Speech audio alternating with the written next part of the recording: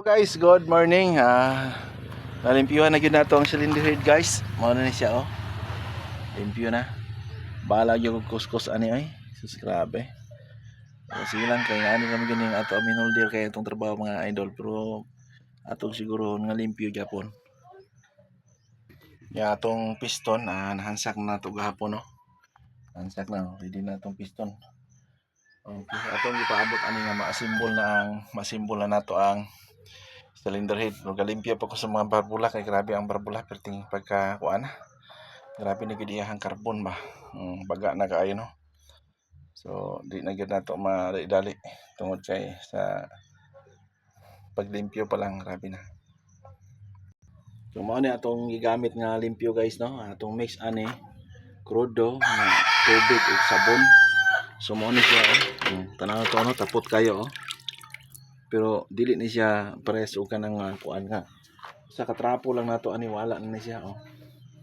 Di pareho og kuan nga limpyo na dili pareho og kanang krudo nga dugay kay limpyo nimo. Bilik lang nimo na siya sa labi pag naitubig ana ra nimo na. Kay ang krudo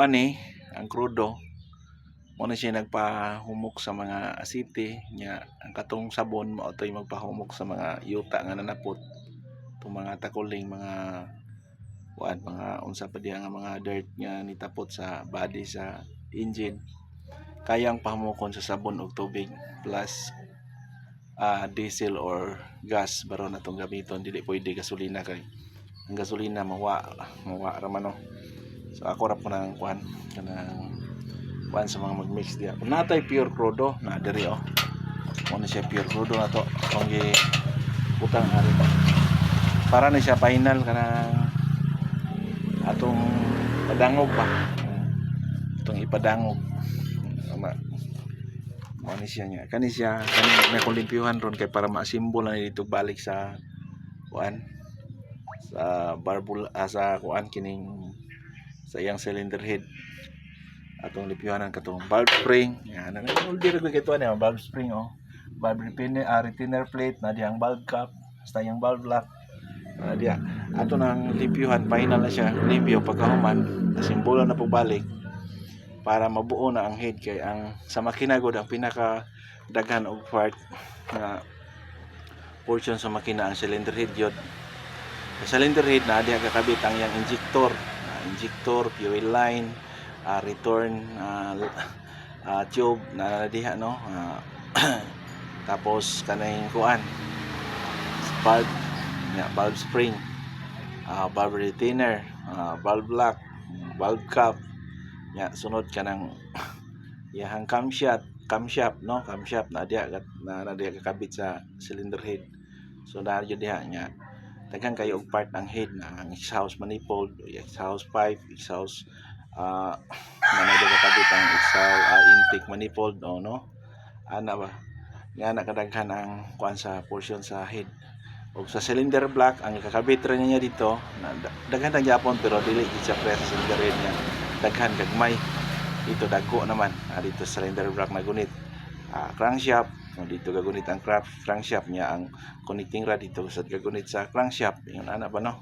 Tapos main cap nga na dito mo na siya silbi kanang pugong sa crankshaft nga dili mahog. So na dito ang thrust washer, main bearing tapos piston liner. So nga na sa kadaghan ang naapod sa black liner nya ug sleeve type liner siya pero kung kuan bore type bore lang yun.